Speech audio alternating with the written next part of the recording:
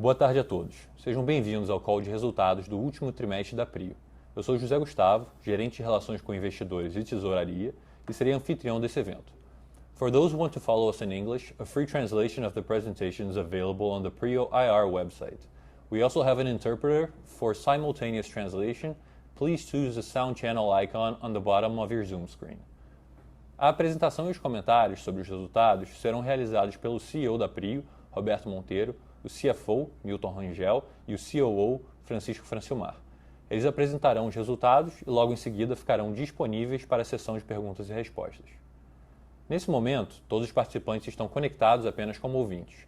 Para realizar perguntas ao vivo, basta utilizar o recurso do Zoom Raise Hand, ou levantar mão, e para realizar perguntas escritas, basta enviar através do recurso Q&A. Ambos os recursos podem ser vistos na barra inferior da sua tela. Esse evento está sendo gravado e será divulgado através do website de Relações com Investidores da PRIO. Antes de prosseguir, gostaríamos de esclarecer que eventuais declarações que possam ser feitas durante essa teleconferência, relativas às perspectivas de negócios da companhia, projeções e metas operacionais e financeiras, baseiam-se em crenças e premissas da diretoria da PRIO, bem como em informações atualmente disponíveis para a companhia. Considerações futuras não são garantias de desempenho e envolvem riscos, incertezas e premissas, pois se referem a eventos futuros dependentes de circunstâncias que podem ou não ocorrer. Investidores devem compreender que condições econômicas gerais, condições da indústria e outros fatores operacionais podem afetar os resultados da companhia e podem conduzir a resultados que diferem materialmente daqueles expressos em tais considerações. Gostaria agora de passar a palavra ao Roberto Monteiro, nosso CEO. Por favor, Roberto, pode prosseguir. Boa tarde a todos. Obrigado pela presença a mais esse call de resultados da PetroRio. Nós vamos falar um pouquinho sobre o segundo trimestre de 2022 e eu queria começar esse call de resultados agradecendo muito a equipe da PetroRio, que mais uma vez, com a sua garra e com a sua resiliência, proporcionou à companhia mais um grande trimestre.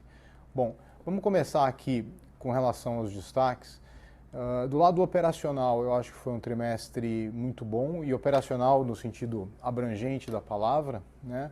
Nós tivemos um nível alto de venda de 3,3 bilhões de barris, nós conseguimos manter o nosso lifting cost bem controlado, nós chegamos a níveis recorde de EBITDA, a níveis recordes de faturamento e assim por diante. Então, operacionalmente a companhia é muito bem controlada. Eu acho que foi um trimestre forte, um trimestre bom, embora o mês de junho tenha sido a gente tenha apresentado uma produção um pouquinho mais baixa devido a um trabalho de perfuração de um poço que nós vamos falar daqui a 2 minutos. Mas no geral, muito bom trimestre, operacionalmente falando, completamente sob controle. Passando um pouquinho para as coisas não operacionais desse trimestre, o que eu queria chamar a atenção, e eu acho que foram vários itens não operacionais, mas, vamos dizer assim, menos relacionados à operação do dia a dia. O primeiro deles foi a assinatura do contrato de Albacora Leste em abril. Eu acho que essa foi mais uma aquisição transformacional para a companhia. Nós já obtivemos a aprovação nós já pagamos o sinal de 15%, nós já obtivemos a aprovação do CAD e a transição com a Petrobras já iniciou. Nós também adquirimos uma sonda, a West Capricorn. Essa sonda hoje está em Trinidad e Tobago e a ideia é trazer essa sonda para o Brasil antes do final do ano, para que ela esteja já pronta para a operação ao longo do ano de 2023, possivelmente para começar a operação dela junto com o campo de Albacora, para fazer os trabalhos mais simples ali de Albacora, de recompletação e assim por diante num momento inicial. Além disso, a gente conseguiu também, não foi exatamente no trimestre, mas do call passado para esse call, nós colocamos em produção 2 poços no campo de Frade. Eu acho que foi uma vitória grande com relação ao campo de Frade, que teve o seu desenvolvimento suspenso pela Chevron no ano de 2012 e nós retomamos o desenvolvimento do campo. Nós fizemos 2 poços com produções acima do esperado, com custos aquém do planejado tudo com a mais alto nível de segurança e assim por diante. Então, obviamente, isso é mais uma coroação dessa aquisição que nós fizemos do campo de Frade e que tem apresentado resultados muito positivos. Nós, só para lembrar, a companhia já fez poços em água rasa, em polvo, depois nós fizemos conexão, trabalhos de subsea com polvo, tubarão, martelo, agora nós fizemos poços de água profunda, com gas lift. Então a companhia vem dominando e conseguindo implementar soluções nas mais diversas áreas do offshore, com bastante eficiência e muita segurança. Bom, eu vou passar aqui para o próximo slide, número 4. E aqui realmente eu gostaria de chamar a atenção de 2 pontos. O primeiro é a posição de caixa da companhia. Nós fechamos o trimestre com 1 bilhão e 200 milhões de dólares, 1 bilhão e 250 milhões de dólares no caixa. Então a gente mantém uma posição sólida de caixa, mesmo após o pagamento dos 15% de Albacora Leste. Nós temos uma perspectiva de geração de caixa muito forte com esse poço novo ODP4, com o preço da commodity que continua alto. E também outro item que eu queria chamar a atenção é a alavancagem, que nós, embora estejamos buscando mais alavancagem, nós fizemos uma emissão agora, estamos no meio de uma emissão de debenture. A alavancagem continua super baixa, na verdade nós somos caixa líquido, né? Nós somos mais caixa do que dívida. Então, enfim, isso mostra muito a saúde da companhia ao longo do trimestre, que permaneceu, diria que nem inalterada, ela melhorou, né? Ela vem melhorando a cada trimestre, enfim, e isso mostra uma solidez muito grande. Bom, eu vou passar para o Francilmar e depois eu volto para falar de algumas coisas de ESG que nós fizemos agora também nesse trimestre, algumas novidades com relação a ESG que nós fizemos esse trimestre, que também tem trazido bastante orgulho para a companhia. Bom, Francilmar. Olá, pessoal. Obrigado, Roberto. Vou seguir aqui a partir do slide número 5 com o desempenho dos ativos. Bom, de uma forma geral, nesse trimestre aqui, a gente teve uma leve queda aqui na produção, na performance, nada de muito sério, foi muito mais relacionado a algumas paradas eventuais de produção em ambos os ativos. Vou passar um pouco de detalhe a mais, assim como essa parte de custos aí. A gente conseguiu segurar bem aí, não está no patamar que a gente quer, mas continua evoluindo, reduzindo o custo mês a mês. Seguindo aqui para o slide seguinte, 6, o lifting cost ele continua sendo nossa grande ferramenta estratégica para conduzir a companhia para frente, né? Com foco e com disciplina a gente vai controlando tanto a parte de custo como a melhoria da produção, com isso vai resultando essa curva descendente aqui, reduzindo esse valor total. A gente ainda está vendo aí a $11, 11,1, referente ao segundo trimestre. Com a entrada desses novos postos, a melhoria principalmente do campo de Frade, a gente espera romper a barreira dos 2 dígitos aí nos próximos meses. Seguindo para frente aqui o slide número 7, vamos falar um pouco aí sobre o campo de Frade especificamente.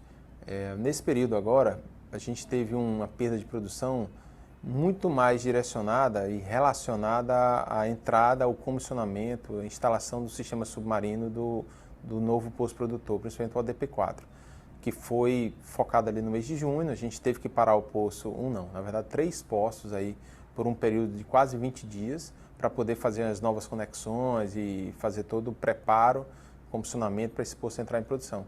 Com isso, a gente teve uma perda pontual ali que acabou impactando a produção do campo como um todo. O restante, né, o navio e todos os outros sistemas estão funcionando super bem e que permitiu que a gente agora, com a entrada do novo poço, a gente conseguisse performar aí num valor substancial. Hoje a gente está produzindo aí próximo de 35 mil barris só no campo de Frade. Então, seguindo para o slide número 8, queria aqui passar uma atualização geral só sobre a revitalização do campo de Frade, né, que é o grande momento, é o grande projeto da companhia nesse ano de 2022. O projeto a gente iniciou aí no final, na verdade, de abril, né, com a chegada da sonda no campo. Começamos a perfuração do primeiro poço produtor, que é o ODP4. Essa figura já clássica aqui na parte esquerda mostra que esse poço com pontinho vermelho aqui nesse reservatório inferior, o resultado da perfuração, tanto a execução da perfuração, completação, como também da instalação do sistema submarino, ocorreu de forma excepcional. A gente conseguiu entregar o poço bem antes do que a gente programou e com um valor também bem abaixo. E aí a gente seguiu a programação, né? O poço entrou já, conforme a gente já mencionou, entrou com produção acima dos 35 mil barris, ou dos 15 mil barris, o poço ADP4. E aí a gente seguiu para o segundo poço produtor, que foi esse MUP3A.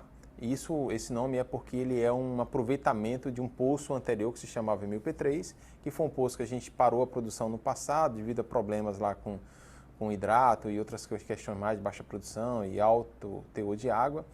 A gente aproveitou parte do poço, a gente abandonou o poço antigo, né? Só esse abandono que já estava nos nossos planos para o futuro, que geralmente é até pontuado a questão de abandono de poço, relacionado muito mais ao descomissionamento. Então a gente realizou o descomissionamento desse poço e aproveitou principalmente a parte inicial do poço e construímos um novo poço. E esse aproveitamento, né, da parte inicial e principalmente o aproveitamento do sistema submarino foi o que permitiu a gente realizar o poço num período tão curto e num valor tão menor. Então, fazendo que no somatório dos dois aqui, basicamente a gente acabou executando, entregando 2 poços no valor de 1. Esse é o somatório geral. E de certa forma aqui para a gente é uma quebra de paradigma, né? A gente vai dominando esses processos e obviamente isso vai retroalimentar todos os nossos planos, isso para a Frade, para a Albacora Leste e de uma forma geral para otimizar os planos futuros da companhia. Então realmente é uma execução que ajuda muito a companhia a refinar seus planos futuros, dando confiança na capacidade de execução do time. Vamos seguir para o slide seguinte aqui, o número 9, falar um pouco sobre o desempenho do campo do polo de polvo e tubarão. Nesse trimestre aqui, já em termos operacionais, não tem projetos novos, aqui a briga mais e o foco é para uma estabilidade, uma eficiência operacional mais alta possível. A gente teve uns soluços aqui, uns problemas no decorrer do trimestre, relacionado ao sistema de geração de energia. A gente começou a usar o gás aí no início do ano lá para gerar energia, a gente teve alguns problemas nas turbinas, que acabou impactando em paradas de produção devido à falha nesse sistema de geração de energia, e aí com isso teve esse soluço de produção, acabou impactando. A gente está com uma força-tarefa agora para melhorar a confiabilidade do sistema de geração e esperamos que isso seja direcionado, né, seja resolvido em definitivo para os próximos meses aí. Seguindo à frente aqui para o campo de Wahoo, vamos dar uma visão geral aqui de como é que está hoje, né? Assim, o processo, esse slide basicamente é a mesma coisa que a gente tinha no trimestre passado. O que tem de novo é que após o FID e a primeira rodada de negociações, a gente está num processo de acomodação de valores e prazos, que estava ali um pouco fora do que a gente gostaria, seria o ideal para a gente. A gente está chegando nos finais, conforme a gente pretende, e aí esperamos que nas próximas semanas, até o final de agosto, a gente consiga concluir a aquisição. Algumas coisas já foram, outras ainda faltam, né? Aquisição de equipamentos e principalmente serviços de instalação ligados à conexão submarina. E com isso a gente mantém a programação que a gente se comprometeu ao mercado para o início de 24, aí a gente está com o primeiro óleo da produção de Wahoo. Vamos aproveitar para fazer uma atualização sobre o Albacora Leste. Nós estamos em transição aqui no slide número 11, né? Nós já estamos no meio da transição, iniciamos formalmente a transição ali no final de maio, reuniões iniciais com a Petrobras para começar a troca de documentos e conhecimentos sobre o campo. No início de julho, né, a gente iniciou o embarque das nossas equipes. A gente tem líderes de 4 áreas lá embarcados já continuamente na plataforma P50, que é o pessoal que produz lá no campo de Albacora Leste. Então tem líder de marinha, de produção, de manutenção e de segurança, de forma a entender melhor o ativo, de capturar todas as oportunidades que a gente tem lá de melhoria, tanto para a eficiência operacional como para a produção. E com isso a gente segue em ritmo acelerado, tratando e mapeando essas questões todas para poder conseguir colocar em prática assim que a gente assumir a operação, que o sentido, todo o nosso objetivo é que seja o quanto antes. A gente espera aí que até o final do ano a gente consiga fazer a virada de chave. Para isso já tem todo o recurso, a gente está se preparando com o pessoal, já foi feita a movimentação, já está movimentações internas de pessoas, já estamos preparando todos os recursos para que a virada de chave aconteça e a gente assuma a operação do campo o quanto antes. Bom, essa parte de baixo que trata aqui da parte do que a gente vai fazer assim que começar a operar o navio, né? Não tem nada de muito novo aqui, o plano ele é o mesmo que a gente já anunciou no mercado antes, a gente vai fazer um investimento inicial focado na melhoria da eficiência operacional do navio, na confiabilidade, na segurança, e aí alguns ganhos iniciais ali focados em produção, algumas questões mais fáceis, como reparo de algum sistema submarino, algum poço específico, e depois a gente entra no projeto de desenvolvimento grande mesmo, que são a construção dos poços novos, aí tem esses 2 poços de pré-sal novos para ser perfurados, completados, os de pós-sal e um injetor, né? Os 3 que estão lá mais próximos da conexão, a gente vai sim iniciar o quanto antes possível, e aí ao longo de 23. Mas o mais importante aqui é que hoje, cada dia mais a gente adquirindo mais informações do ativo e estando lá já dentro, focar em otimizar, né? Otimizar de uma forma geral, tanto o custo como o prazo. E é um processo que ele vai se retroalimentando e nosso foco aqui realmente é alcançar a melhor performance, a melhor eficiência na execução dos nossos projetos. E assim a gente vai seguir, firmes e fortes, e tenho certeza que a gente vai conseguir impor aqui uma melhoria desse quadro geral. Bom, com isso eu encerro minha parte e vou passar para o Milton aí. Obrigado, Francilmar. Boa tarde a todos que nos acompanham. Bom, seguindo aqui para o slide 12, a gente vai falar sobre o desempenho financeiro da PetroRio nesse trimestre e no primeiro semestre de 2022. Então, bom, o primeiro comentário que eu faço é só lembrar a todos de que a partir do dia 1º de janeiro de 2022, desse ano, a gente alterou a moeda funcional da companhia para dólares. Então, a gente passa a acompanhar as demonstrações financeiras em dólares aqui para fins de apresentação. E os números de 2021 e anteriores, a gente converteu a taxa média, né, de cada período para que a gente consiga comparar bem aqui com relação ao que a gente está divulgando a partir de 2022. Tá? Então, bom, a nossa receita é 377 milhões de dólares no trimestre, no segundo tri de 2022. Isso é basicamente efeito da venda de 3,4 milhões de barris nesse tri, a um preço de aproximadamente 107 dólares por barril. Tá? Em cima disso, a gente acrescenta um pouquinho do faturamento de Manati, né, que é marginal para a gente hoje em dia, mas, enfim, com isso a gente chega aos 377 milhões de dólares. A gente reportou um EBITDA de quase 250 milhões de dólares, margem de 66%. Esse EBITDA foi impactado por essa linha de outras receitas e despesas. No caso aqui, a gente teve um reconhecimento de despesa na ordem de 20 milhões de dólares, que é majoritariamente refletido pela devolução do Bloco Ceará. Né? Se a gente considera impactos caixa e não caixa, a gente está falando na ordem de 16 milhões de dólares por conta dessa devolução.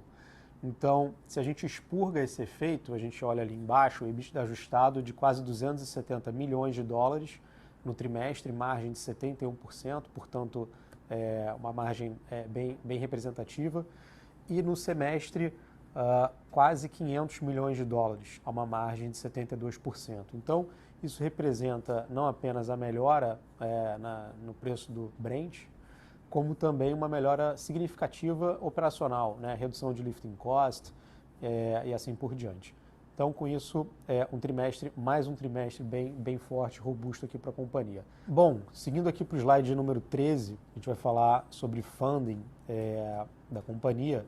Bom, os 2 gráficos do lado esquerdo, o de cima, a gente observa o prazo médio da dívida da companhia e o de baixo, o custo médio dessa dívida consolidada. É importante notar que nesse segundo tri a gente continuou levantando algumas dívidas de capital de giro com bancos parceiros. Essas dívidas têm por característica serem em torno de 2 anos, mais ou menos, entre 2 e 3 anos, então isso puxou a duration da companhia para baixo, mas são dívidas bem mais baratas do que, por exemplo, o nosso bond, que foi emitido a 6 1/8 de taxa. Então, por serem mais baratas, um custo aí de 4,6 mais ou menos, o nosso custo médio ponderado também caiu, como a gente pode observar. Do lado direito aqui desse slide, a gente primeiro observa a posição de caixa da companhia, 1,2 bilhões de dólares, seguramente uma das condições de liquidez mais confortáveis da nossa história. A gente, em adição a essa posição de caixa, teve uma grata surpresa na campanha de frade, como a gente vem divulgando a mercado. A gente tinha uma expectativa de incremento de produção que foi bastante superada, então a gente acredita que isso, principalmente aos preços atuais de Brent, vai reforçar e muito essa posição de caixa para os próximos resultados. Tá? Do lado direito dessa posição de caixa, a gente observa o cronograma de amortização. Então a gente repara muito conforto, porque não temos dívida vencendo nesse ano, apenas um pouquinho, né, apenas uma fração vencendo em 2023, e o grande impacto, eu diria, vencendo em 2026, que é o nosso bond. Então, muito espaço aí para geração de caixa, muito espaço para a gente continuar investindo e crescendo, enfim, facilitando a companhia a crescer. Por fim, eu destaco que a gente divulgou ao mercado, né, um processo de emissão de debêntures locais, incentivada e institucional, na ordem de 2 bilhões de reais ou 380 milhões de dólares. Então, a gente prevê que esse processo termine agora em agosto desse ano. Enfim, uma dívida com prazo médio ponderado de 5 anos e meio, ou seja, a gente está trazendo mais duration para o nosso portfólio de dívidas, o que é excelente. E, enfim, nos próximos semanas a gente vai divulgar ao mercado como é que vai ser o desfecho aí desse processo. Seguindo, então, para o slide número 14, a gente observa o gráfico de variação do caixa líquido da Prio. A gente teve uma geração de caixa muito forte, né, refletido pelo EBITDA ajustado, de 270 milhões de dólares. Todo esse caixa, praticamente, né, ele foi consumido pelos compromissos que a gente tem de M&A. Se a gente observa ali, a gente pagou a última parcela da aquisição de Wahoo para a BP, né, de quase 40 milhões de dólares, e a gente teve um pagamento de quase 300 milhões de dólares referente ao signing de Albacora Leste, da venda da Petrobras. Então isso, obviamente, consumiu uma boa parte do nosso caixa, mas pelo benefício, né, de acrescentar participação relevante em concessões que vão gerar mais caixa no futuro. Tá? Fora isso, a gente teve um CAPEX também na ordem de 68 milhões de dólares. Isso envolve essa campanha de revitalização de frade, né, que já foi bem comentado aqui na apresentação, aquisição de estoque de materiais de frade, enfim, estoque estratégico, e também o início do desembolso para o desenvolvimento de Wahoo. Tá? Com isso, enfim, resultado financeiro, impostos, a gente chega num saldo de caixa líquido no fechamento desse trimestre de 190 milhões de dólares. Tá? Seguindo aqui para a parte de alavancagem no slide 15, a companhia continua, a gente observa muito de perto esse indicador de dívida líquida EBITDA ajustado. Ele, inclusive, é medido aí para fins de covenants financeiros da companhia. A gente observa que ele continua bem estável, né? Somos caixa líquido, portanto, esse indicador é negativo. Mas acho que a grande mensagem aqui é reforçar que a gente tem uma estrutura de capital bem leve. A Prio ela está preparada para continuar crescendo, caso necessário, tomar um pouco mais de dívida para suportar esse crescimento, novos investimentos, novas aquisições.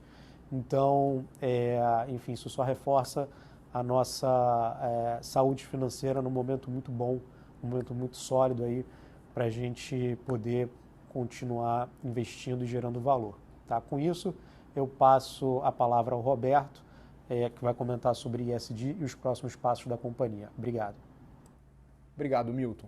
Bom, com relação ao ESG, eu vou separar aqui em duas frentes, né? As duas primeiras ali são novidades e as outras duas são coisas que nós fazemos já há vários trimestres de uma maneira constante e que tem trazido resultados interessantes e nos enche de orgulho. A primeira delas, vamos falar um pouquinho de meio ambiente.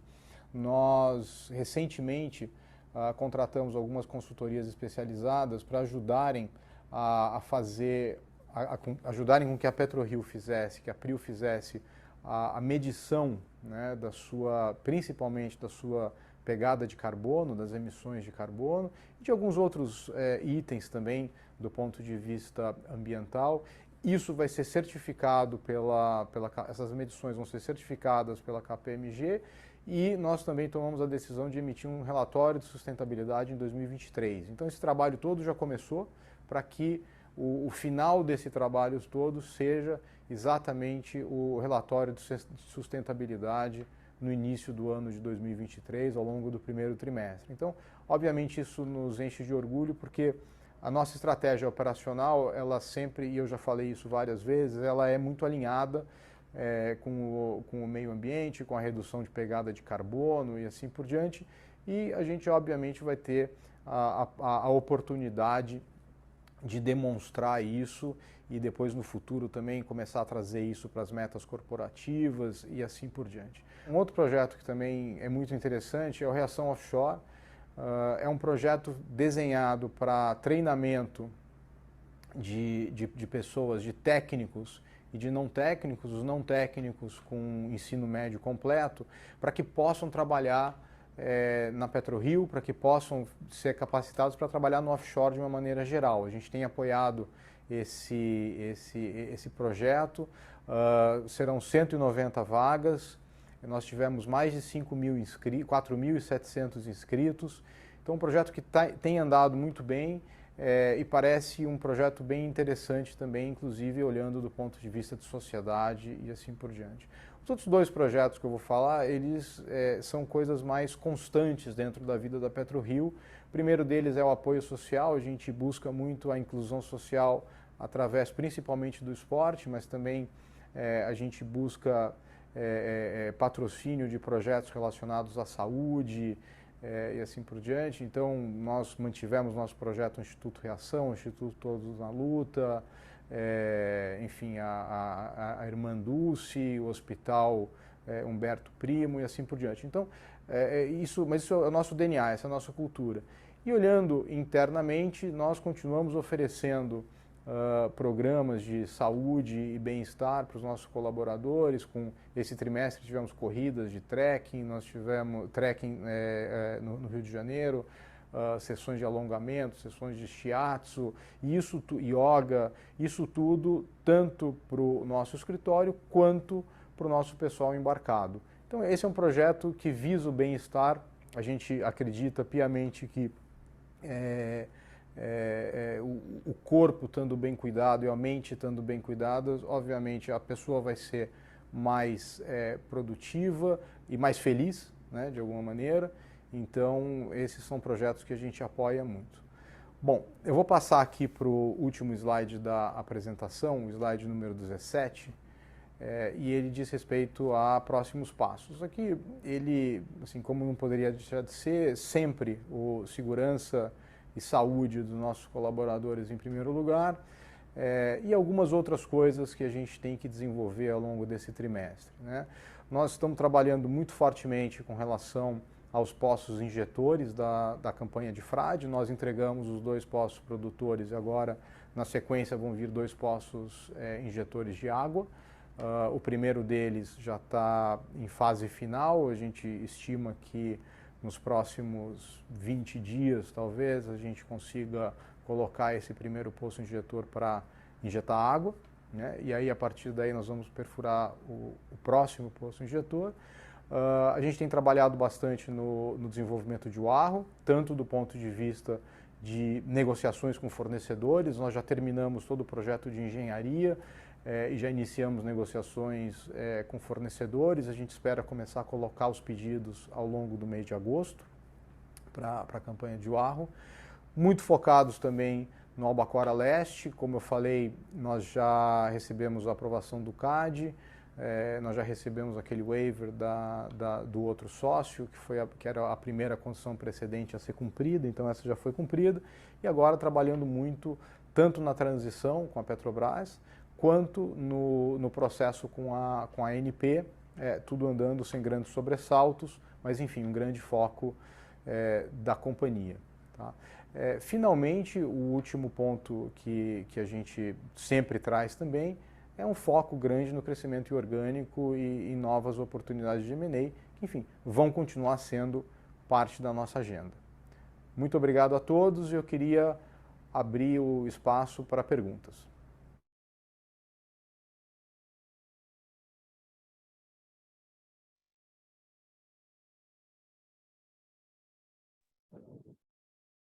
Boa tarde a todos.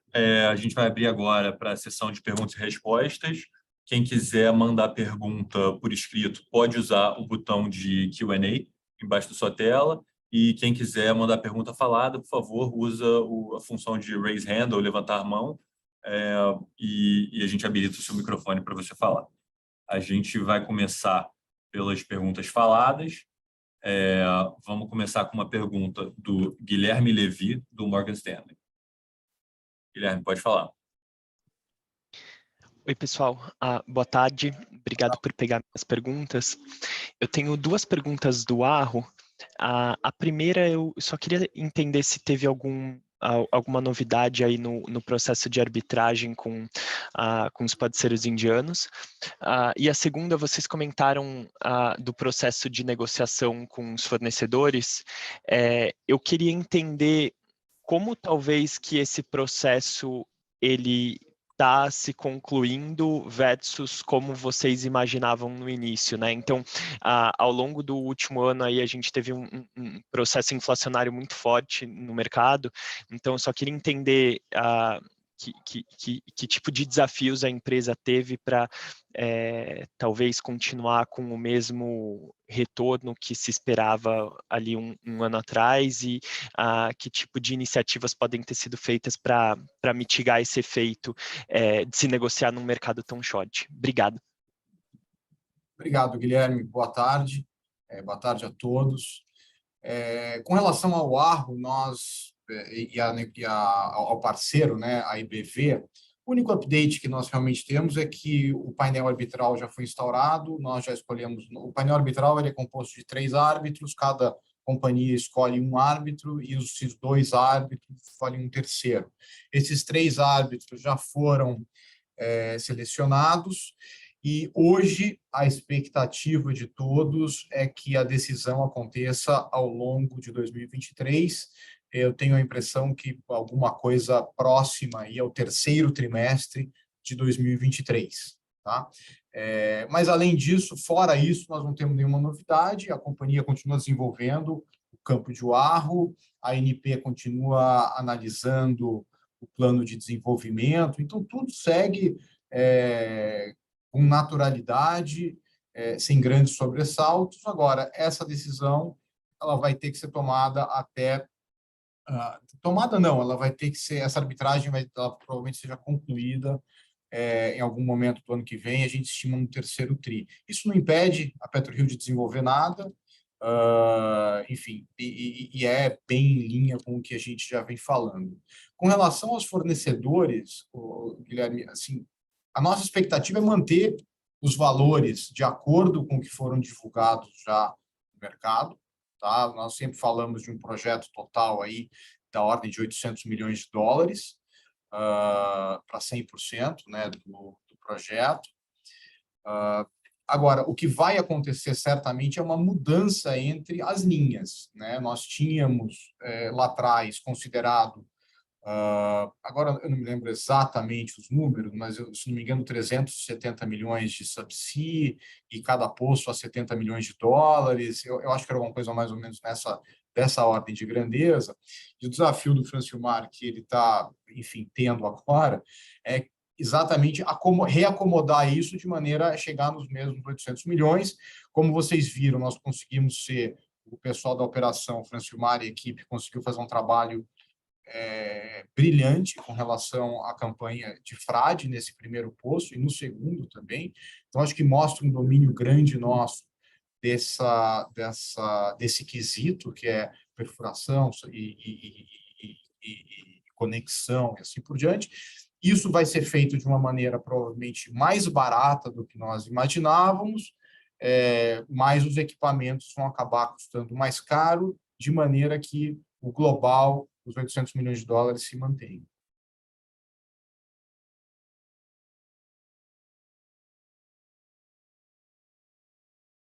Perfeito, obrigado. Obrigado a você. Obrigado, Guilherme. A nossa próxima pergunta é do Leonardo Marcondes, do Bank of America. Léo, pode falar. Opa, pessoal, tudo bem? Vocês me escutam? Escuto. Como é que vai, Leonardo? Tudo bom? Opa, tudo bem? Boa tarde aí, Roberto, Zé, Mar, Milton. Bom, obrigado por pegarem minhas perguntas. Minha primeira pergunta é sobre eventuais novas aquisições, né? A gente viu que ao longo dos últimos anos, né, a PetroRio gerou muito valor para o acionista através do crescimento, principalmente inorgânico, né?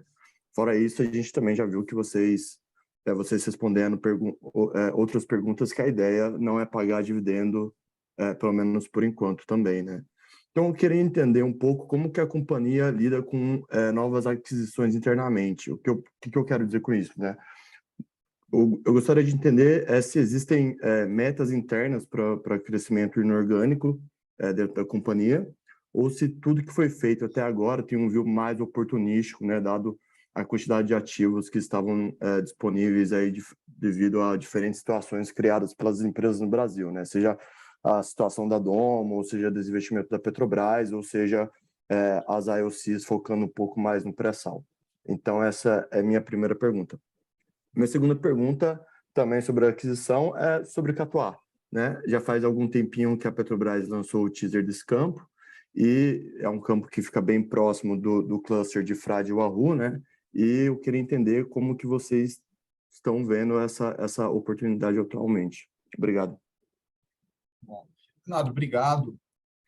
Com relação a aquisições, a gente, obviamente, nós temos, né, um guidance assim, de aquisições, mas esse guidance de aquisições ele não chega a ser uma meta de nós temos que incorporar tanto, temos que comprar tanto volume e assim por diante. Nós temos um guidance, um desejo de alocar capital, né, uma política, vamos chamar, enfim, o que a gente quiser chamar, que é o nosso business, é alocar capital a 20% alguma coisa entre 20% e 30% de retorno em dólar desalavancado. Tá? É isso que a gente faz, é isso que a gente busca. E aí os M&As, eles são uma forma da gente conseguir chegar nessa alocação de capital. Mas a nossa cabeça ela é muito do ponto de vista de alocação de capital. A gente nunca coloca uma meta de nós temos que comprar tantos barris de petróleo e tal, para não cair naquela armadilha de começar a fazer M&A por fazer M&A para crescer o império. Não é essa a nossa ideia. A nossa ideia é alocação de capital. Então, nós vamos continuar olhando. A gente agora, a Albacora acabou de fechar, a Albacora Leste, né? A gente acabou de fechar um retorno, a gente enxerga um retorno um pouquinho superior a 20%, o Wahoo tinha um retorno muito maior e tal, e a gente olha todas essas oportunidades e vai continuar olhando. Mas esse é o principal driver que a gente tem, tá? Inclusive para analisar empresas, para analisar oportunidades de negócio com relação a campo e assim por diante. A gente hoje tem ainda uma conversa e uma negociação em aberto com a Petrobras, isso é público, com relação a Albacora, o campo de Albacora, que nós internamente chamamos de Albacora Oeste para diferenciar, mas na verdade é o campo de Albacora. Então isso é óbvio que domina muito a nossa agenda ainda, né?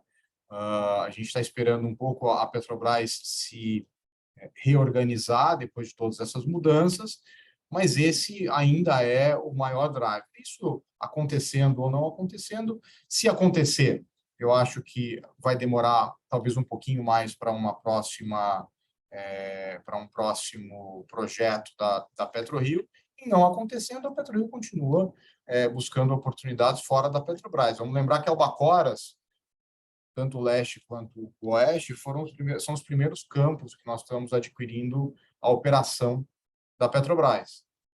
Então, a nossa vida foi crescer ao redor disso e a gente vai continuar crescendo ao redor disso. Tá? A sua segunda pergunta, me desculpa, você poderia me lembrar, por favor? Catuá. Com relação a Catuá, nós já falamos em algum call passado, mas Catuá não foi para frente. Nós fizemos análise, a equipe do Francilmar olhou, o pessoal de reservatório.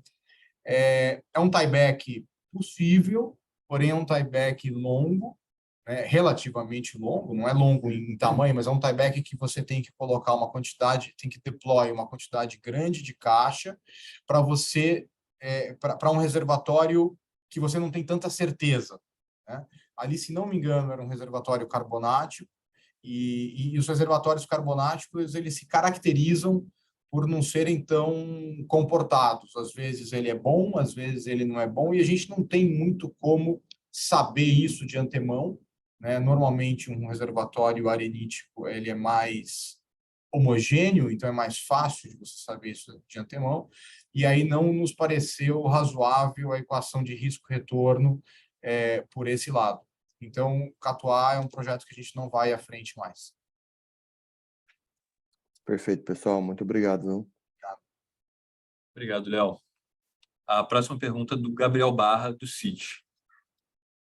Gabriel, pode falar.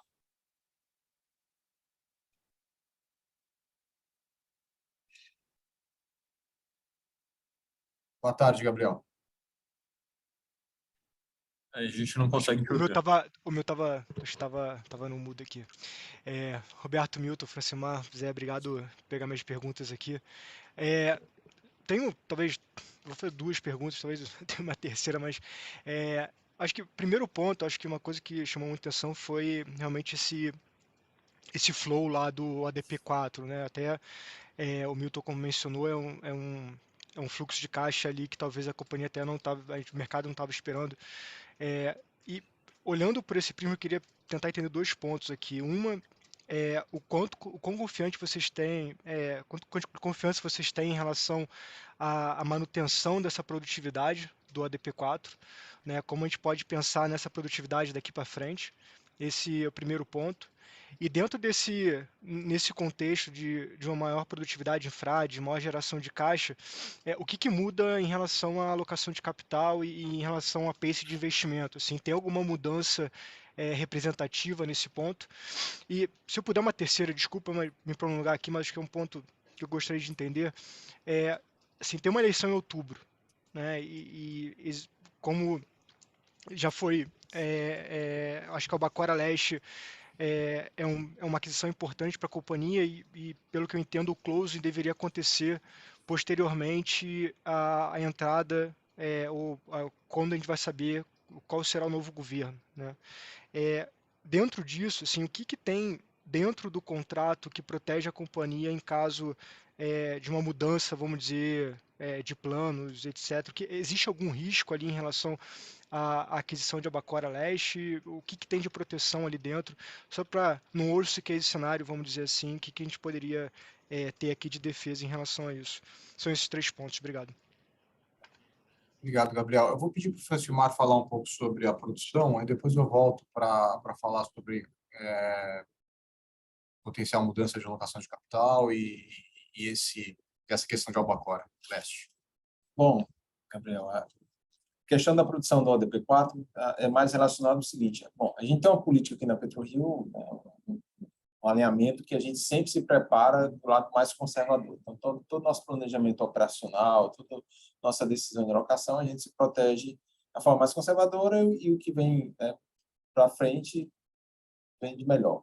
A questão do ODP4 a gente tinha um volume previsto, que era o volume do reservatório, que tinha maior probabilidade de estar conectado, né, em termos de volume, e depois a questão da qualidade do reservatório, a gente tem nossas premissas iniciais. No final da conta, a gente encontrou um reservatório de melhor qualidade, em termos de porosidade e permeabilidade, e a gente iniciou a produção. Comparado aos outros postos do campo de Frade, tinha uma possibilidade de estar ali entre um bem posicionado. Ele se mostrou muito melhor, ele historicamente está ali entre os 3 melhores postos da história do campo, vem se comportando muito bem em termos de pressão, né, em declínio ali, o que nos dá bons indícios que o volume ele é muito maior do que a gente estimou inicialmente.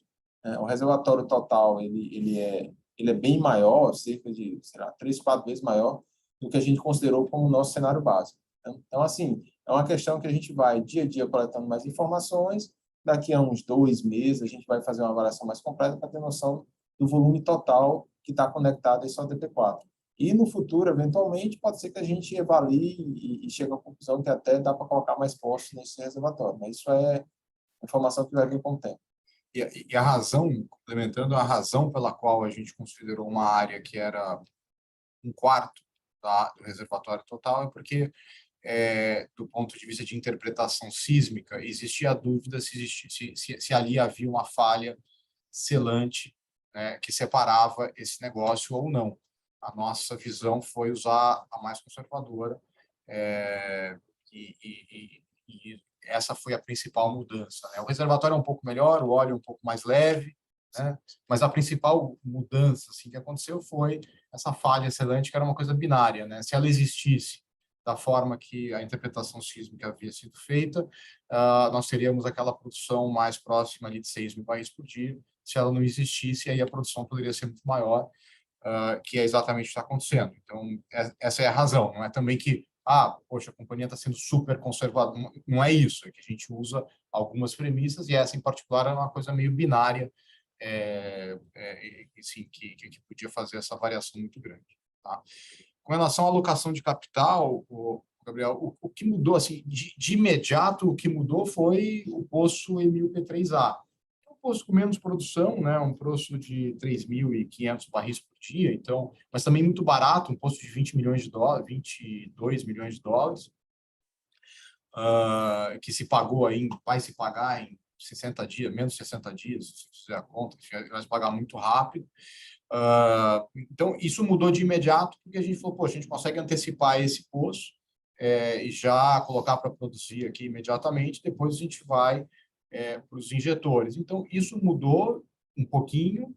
Uma outra coisa que está acontecendo agora nós estamos perfurando os 2 injetores, e essa tem que ser a sequência. Agora a gente tem que perfurar 2 injetores, porque nós vamos depois perfurar mais poços produtores nesses reservatórios que vão receber energia dos injetores. Então, a gente quer começar com a injeção para depois colocar o produtor. É claro que isso é pouco tempo de diferença, 6 meses de diferença, mas, enfim, já faz alguma diferença, já melhora um pouquinho a situação da injeção de água. Então, o que sim vai acontecer talvez a gente antecipe um pouco a segunda fase de frade. Tá? Como a gente está conseguindo fazer um trabalho mais rápido, mais eficiente, mais barato, com os mesmos níveis, né, de performance operacional, de segurança, de tudo, talvez faça sentido a gente antecipar a segunda campanha de frade, e aí depois entrar no desenvolvimento de Wahoo, de maneira a manter o primeiro óleo de Wahoo no início ainda de 2024, tá? Mas já fazer esses poços na segunda fase, ou pelo menos um pedaço da segunda fase de frade antes, porque se você olhar o capex que você deploy em frade vis-à-vis o início da produção, ele é menor, né? Embora o Wahoo tenha um projeto enorme, porque ele vai entrar e tal, frade também tem uma taxa de retorno enorme, frade também tem nesse quesito, porque você investe em, por exemplo, a DP4 se paga em, sei lá, 50 dias, 40 dias, agora não me lembro bem essa conta, o MP3 também. Então, a gente tem esse tipo de projeto que talvez faça sentido furar um pouquinho a fila, sem prejudicar o primeiro óleo de Wahoo, porque a gente está conseguindo dar muito mais celeridade. Com relação ao Albacora Leste, o contrato está assinado. E isso agora, esse contrato de compra e venda, uma vez que ele sai da esfera da Petrobras, ele cai na esfera da ANP, né?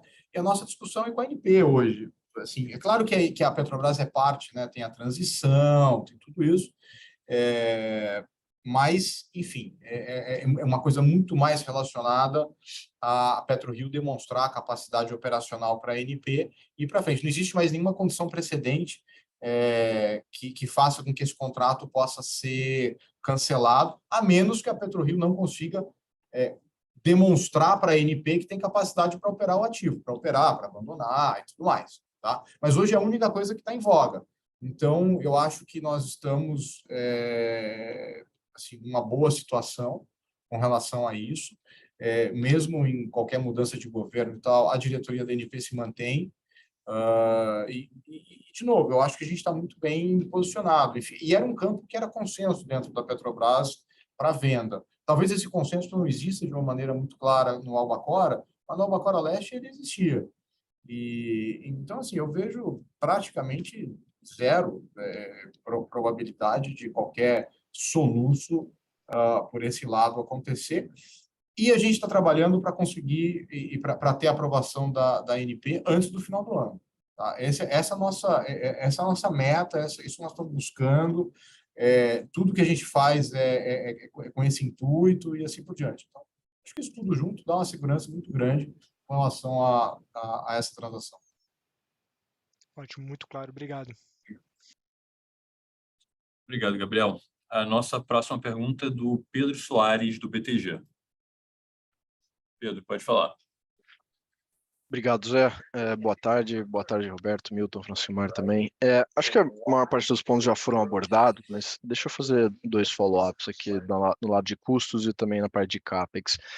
No lado de custos, bem direto e pragmático, se puderem comentar um pouco mais sobre a expectativa com relação a essa linha, quando vocês acoplarem ao Bacora Leste, né? Se faz sentido imaginar o Bacora Leste com lifting cost de partida não muito distante do que é o do atual portfólio da PetroRio. E o segundo, com relação a CAPEX, principalmente com esses investimentos relacionados às perfurações que vocês têm feito, né, como isso tem vindo em taxas em uma magnitude melhor do que a gente imaginava, se não faz sentido a gente imaginar um custo de perfuração abaixo do que os 60, 70 milhões de dólares que usualmente acho que o mercado trabalhava para o restante das perfurações, principalmente pelo que tem por vir em Wahoo e também principalmente para o Bacora Leste. Obrigado. Nada. Bom, Pedro, vamos começar aqui com o custo da perfuração. Sim, faz sentido. É isso que nós estamos buscando. Tá? É exatamente isso que nós estamos buscando, que a equipe do Francimar tem feito. E essa é uma das grandes razões também pela qual a gente comprou, né, a sonda a West Capricorn. Né? Talvez o Francimar possa falar um pouquinho sobre ela, mas a ideia, assim, essa sonda, no começo da operação, ela vai fazer coisas mais simples, né? Mas a sonda em si, ela é uma sonda melhor do que a sonda que a gente tem, do que a Norb 6. É uma sonda de uma geração mais avançada. Então, o custo operacional para a companhia de uma operação de uma sonda dessas sei lá, próximo da metade do custo da Norb. Né? Bom, o que eu posso acrescentar é que a nossa missão aqui do lado de operações, a parte que trabalha com desenvolvimento de produção, é para reduzir sempre. Né? O guidance que a gente dá é o valor de mercado, é o valor que você consegue comparar facilmente com outros, mas internamente nosso objetivo é otimizar sempre.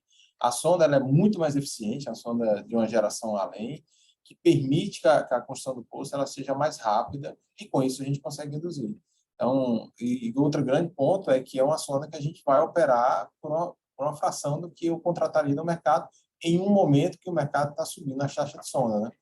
Então, a gente contratou 96 por abaixo de 200, o mercado hoje já aponta uma taxa diária de mais de 350, 400 mil dólares por dia, o que poderia machucar muito o nosso projeto futuro. Então, a gente travou isso e ainda vai reduzir, ganhando eficiência. Então, faz todo sentido. Eu acho que a gente hoje, Pedro, a gente continua, assim, o nosso guidance continua sendo alguma coisa perto de 70 milhões de dólares, mas eu acho que existe uma grande chance desse negócio cair para coisas entre 55 e... Francimar não gosta que eu fale, 55, 65, alguma coisa assim. Acho que tem grande chance disso acontecer.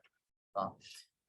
Com relação aos custos de Albacora Leste, sim, factível, totalmente factível pensar que esse campo vai entrar.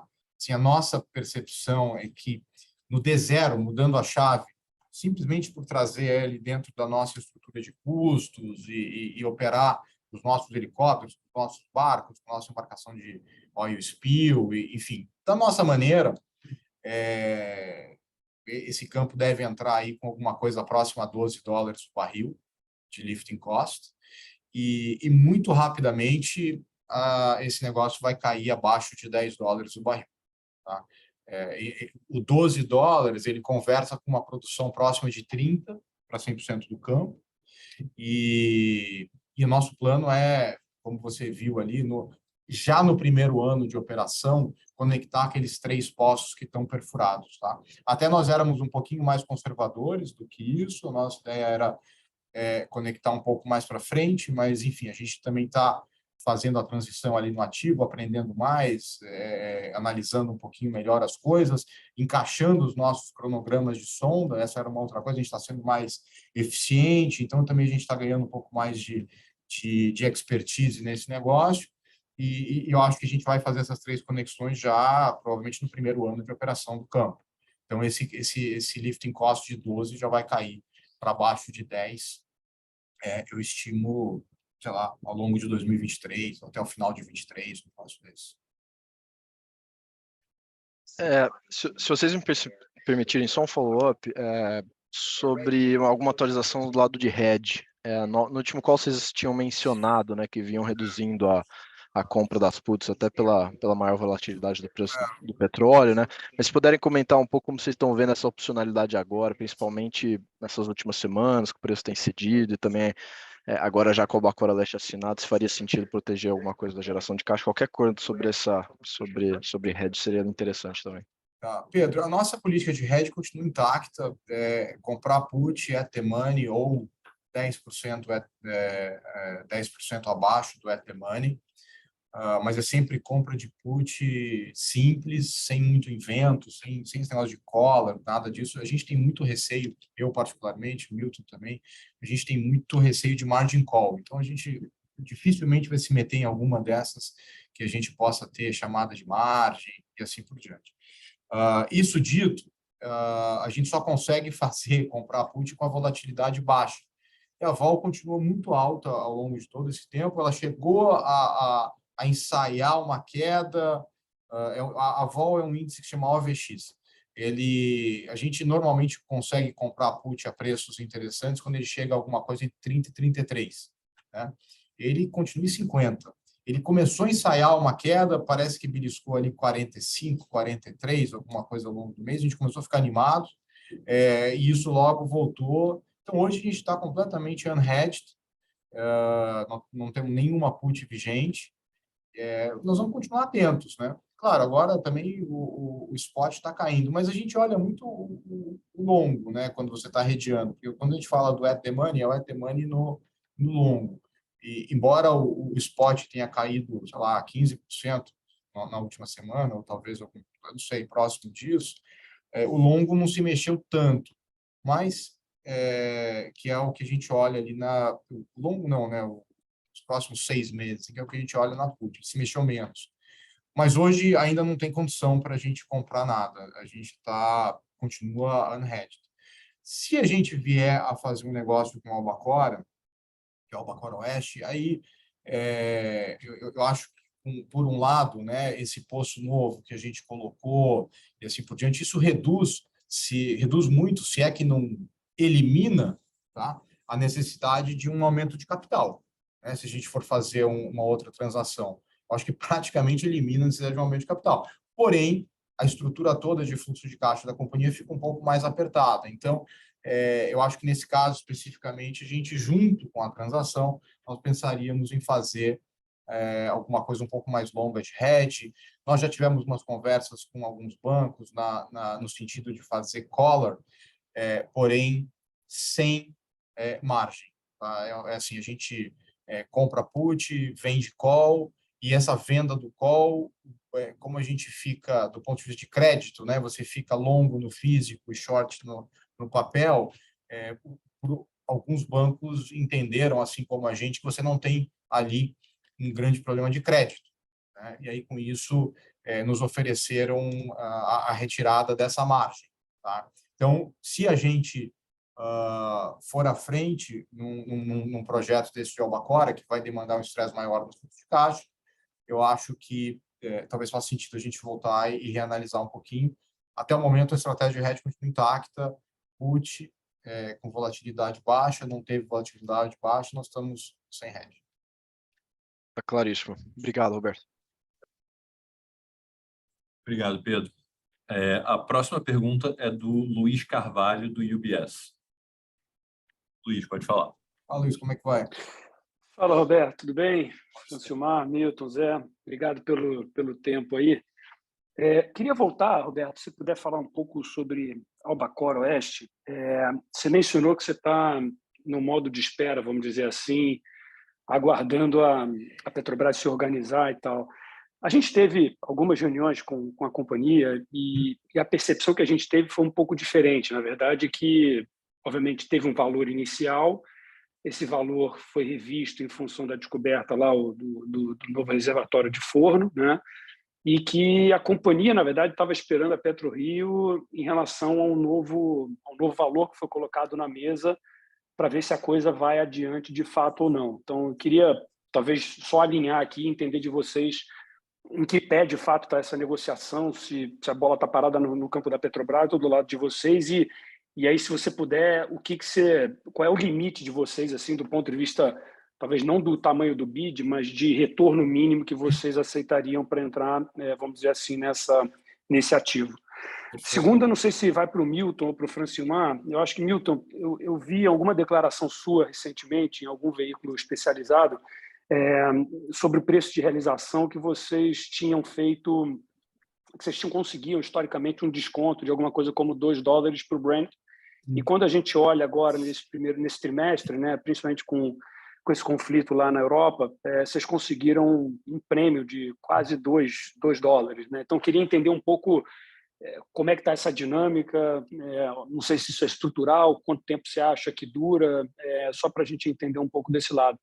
E aí, se eu pudesse só fechar aqui de novo com o Roberto, em relação à arbitragem, Roberto, você mencionou numa conclusão, talvez mais para o final, segunda metade de 2023, né? Mas que a tendência é que vocês continuem investindo, e aí eu queria entender como é que fica um eventual pênalti para a IBV, e se isso não tenderia a pesar na negociação para eles, se essa eventualmente, eu não sei se essa cláusula eventualmente poderia impactar alguma coisa, dado que vocês estão continuando com os investimentos. Obrigado. Obrigado você, Luiz. Bom, vamos começar aqui com a Albacora. No final, eu acho que a gente não está falando nada muito diferente. Olha, a gente entende que a bola está no campo da Petrobras. Nós fizemos uma revisão de proposta, foi bem próxima da mudança de presidente da Petrobras, nós fizemos mais uma revisão de proposta, e até agora nós não tivemos nenhum retorno muito claro. Por isso, quando eu digo, nós estamos esperando a Petrobras se reacomodar e se reorganizar e tal, parece que é mais ou menos a mesma coisa. Normalmente, nesses processos, você tem correntes dentro da Petrobras que são favoráveis, correntes que não são favoráveis e tal. Claro que uma corrente que sempre foi favorável ao processo de desinvestimento, ela vinha da própria presidência da Petrobras, como aconteceu nos últimos anos, né? E aí, com essas mudanças todas, a gente sentiu que perdeu um pouco de patrocínio dentro do processo, que o processo de desinvestimento perdeu um pouco de patrocínio, tá?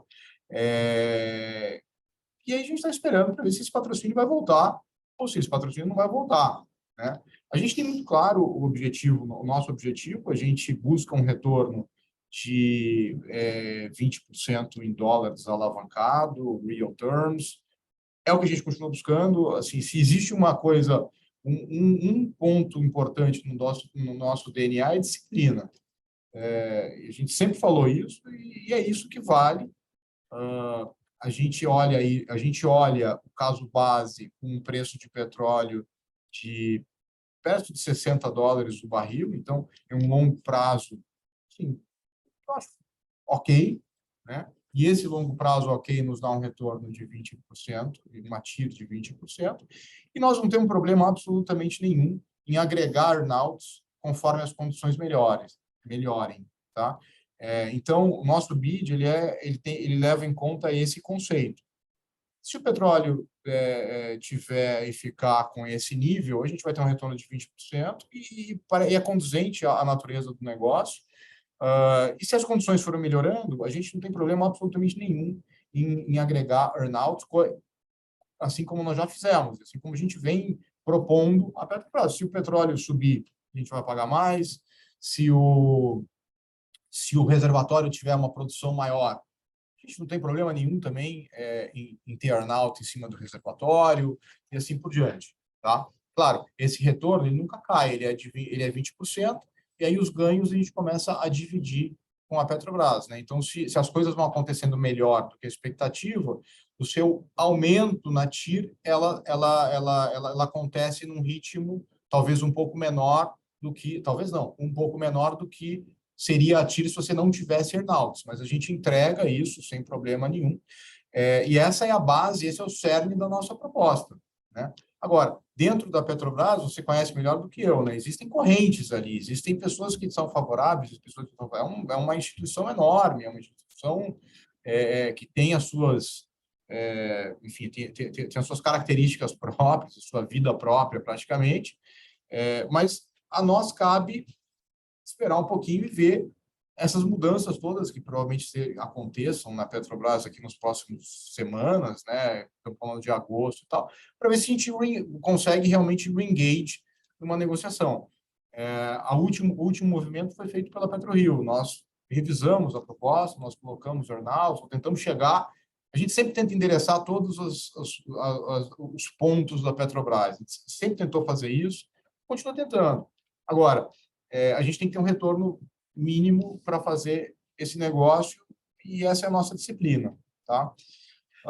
Com relação à venda de óleo, eu consigo falar um pouco melhor. O que acontece aqui é o seguinte, essa confusão toda de Ucrânia e assim por diante, até o que saiu no jornal não é exatamente aquilo.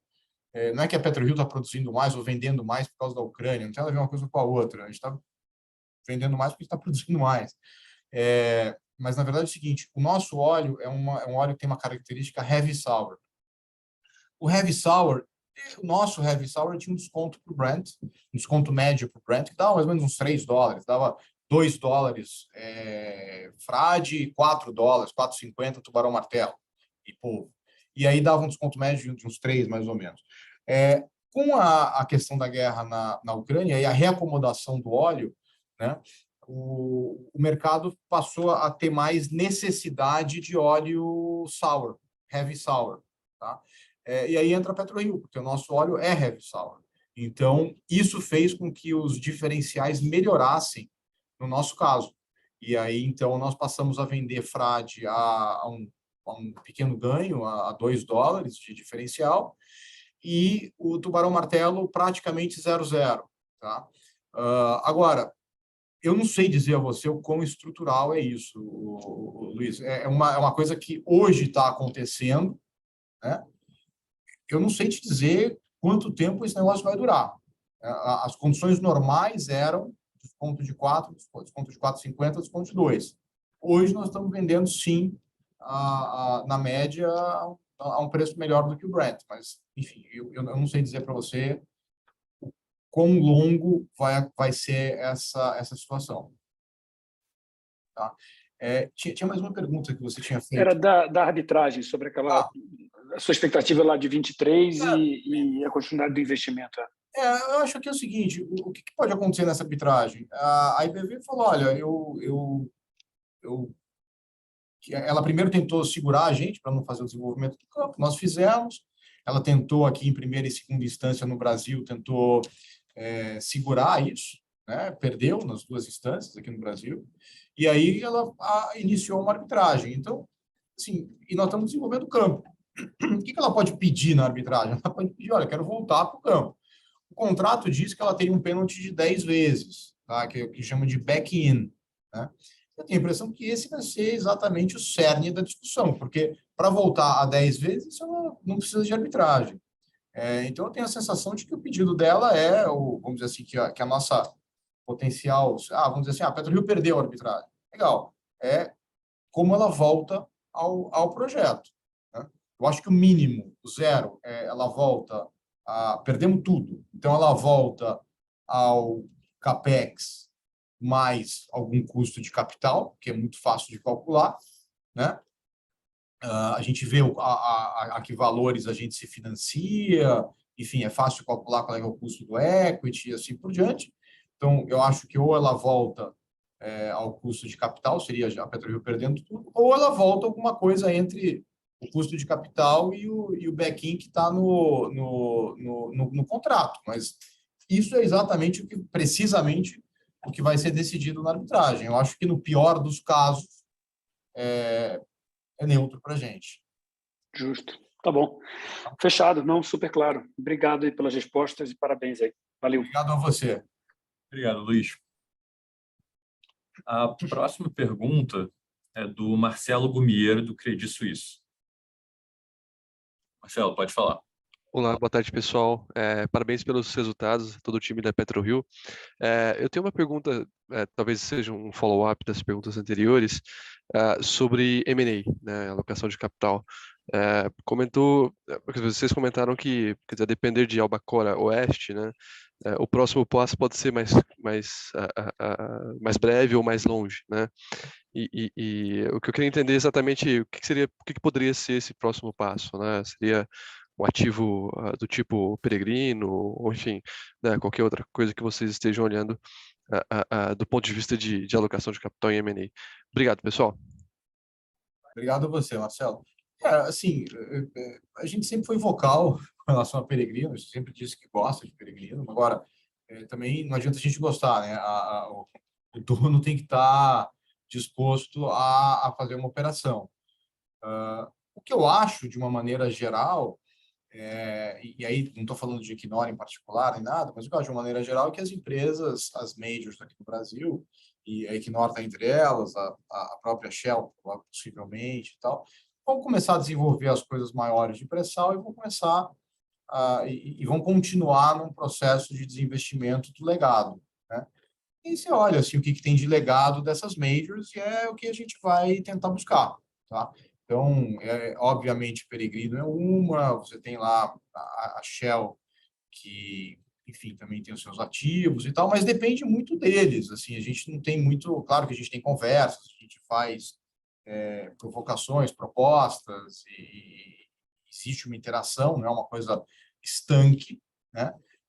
Mas eu acho que o importante não é a gente focar no ativo em si, mas focar no movimento. Você tem dois movimentos acontecendo. Você tem um movimento grande no mundo, né, acontecendo de ESG. Então, as majors tentando, de uma maneira geral, otimizar a produção aonde ela tem o menor carbon footprint possível. E isso normalmente vai acontecer nos campos mais novos, né, porque os campos antigos, elas não otimizam, os legados, elas acabam não otimizando tanto. A gente vê isso claramente na estrutura de custo e assim por diante, né? E você tem uma outra coisa acontecendo no mundo, que aqui no Brasil você tem campos interessantes de offshore para serem colocados em produção. No geral, o mundo inteiro tem investido menos no setor de petróleo, né? Mas o Brasil ainda tem alguns projetos que parece fazer sentido para que as majors coloquem em produção e aí, com isso, se desfaçam do existente. Certo, muito obrigado. Muito claro, pessoal. Obrigado. Obrigado, Marcelo. A próxima pergunta é do Vicente Falanga, do Bradesco. Vicente, pode falar. Boa tarde, Roberto, Francilmar, Milton e Zé. Sobre os poços injetores de frade, qual que é o efeito esperado de vocês quando os poços entrarem em operação? Eles podem dar algum tipo de boost na produção do campo no curto prazo? Tem algum tipo de calibragem que vocês têm que fazer para não afetar o declínio futuro? Enfim, se vocês puderem comentar um pouquinho a respeito, obrigado. Bom, o objetivo principal, obviamente, dos injetores, o campo está sem injetar água desde 2012, e aí você tem um declínio, como você não repôs, você só tira massa, tira, então a produção ali, a pressão lá começa a cair. Então a gente precisa voltar a injetar, e isso é meio que um investimento de longo prazo, né? A gente não é focado no curtíssimo prazo, isso é mais focado para o longo da produção dos próximos 15 anos do campo. Eventualmente, pode acontecer alguma melhora a um prazo menor, passado alguns meses, ali a gente pode ter algum resultado, algum curso específico, um aumento de pressão, e com isso um aumento de produção, mas isso não é o nosso foco principal. E o fato de a gente colocar primeiro os poços injetores agora, né, na sequência, é que tem dois poços produtores que a gente vai perfurar depois, que eles estão nesses reservatórios que já estão em produção. Então, você tem um volume de óleo muito grande, um fator de recuperação muito baixo, né, abaixo de 10%, na maioria desses reservatórios, e a gente não consegue produzir mais por causa dessa energia que já foi muito drenada. Então, a gente precisa repor, e quando eu colocar esse poço a produzir, se eu já tiver com a injeção ali, ele vai dar uma produção, né, manter um nível de produção melhor por um período maior. Então, é preventivo de um lado e corretivo ali para recuperar um pouco do passado do outro lado. Mas o nosso caso base não é um aumento de produção, né? É um controle um pouco maior do declínio do câmbio ao longo dos muitos anos. Perfeito, tá bem claro. Obrigado, pessoal. Obrigado, Vicente. A nossa próxima pergunta é da Monique Greco, do Itaú BBA. Monique, pode falar. Oi, pessoal, boa tarde. Obrigada pela apresentação, obrigada por pegarem as perguntas. Eu queria fazer uma pergunta sobre o aumento da produção esperado aí no campo de Frade, né, com os novos poços.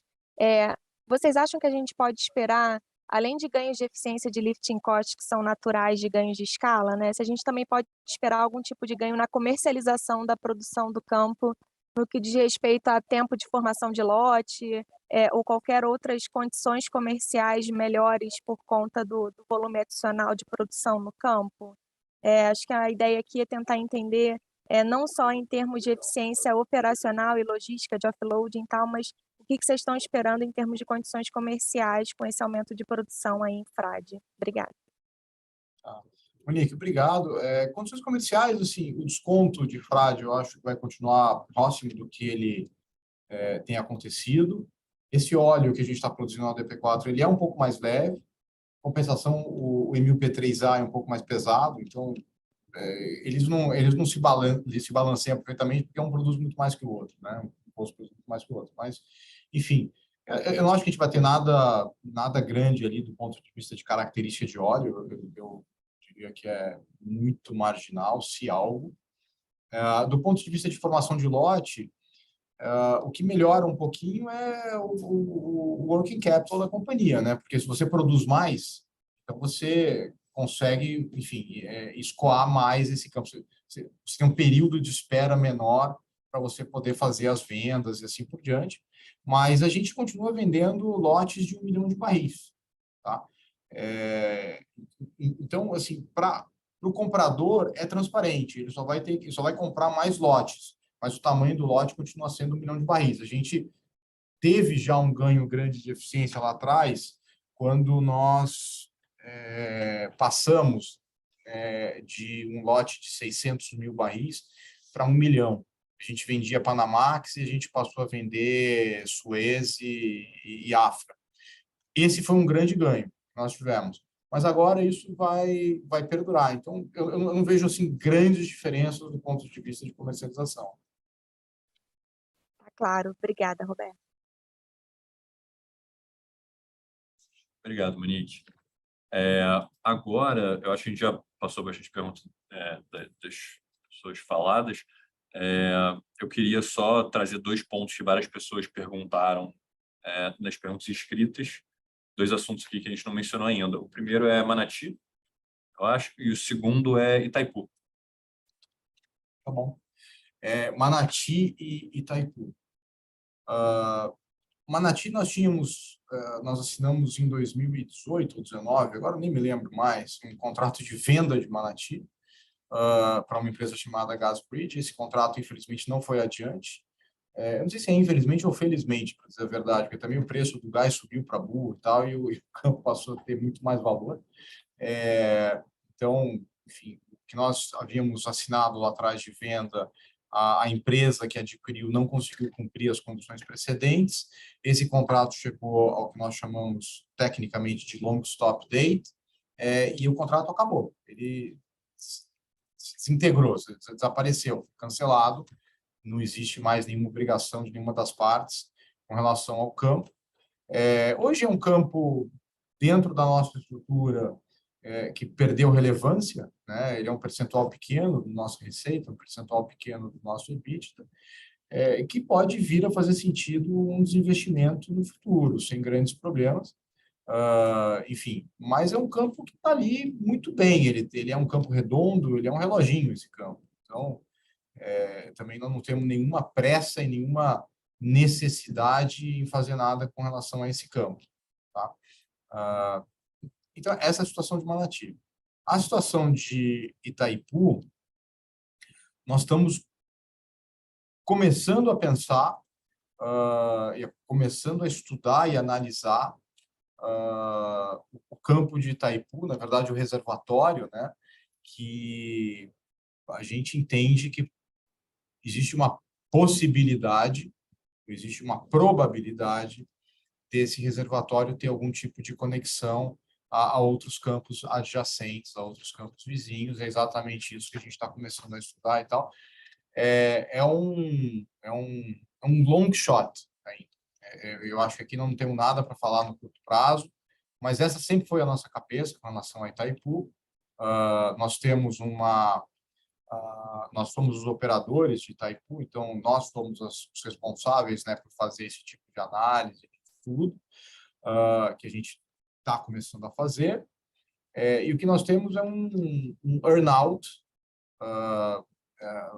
do campo, né, com a BP, caso a gente tenha algum tipo de unitização e assim por diante. Nós ainda não temos claro se é isso que vai acontecer e nem, talvez se não for isso que aconteça, se faz sentido conectar ele ao Arru, tá? Mas eu acho que não. Eu acho que se alguma coisa, ele é muito mais para uma questão de unitização que para uma questão de produção dentro da PetroRio. Mas isso é uma história, assim, que ainda tem muita água para passar embaixo dessa ponte. Eu olharia isso com muito cuidado.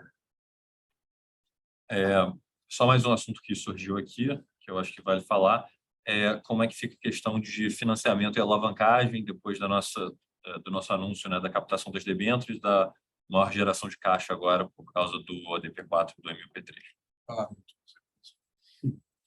Bom, na verdade, essa emissão da debênture, a gente vai passar mais informações aí nas próximas semanas quando fechar.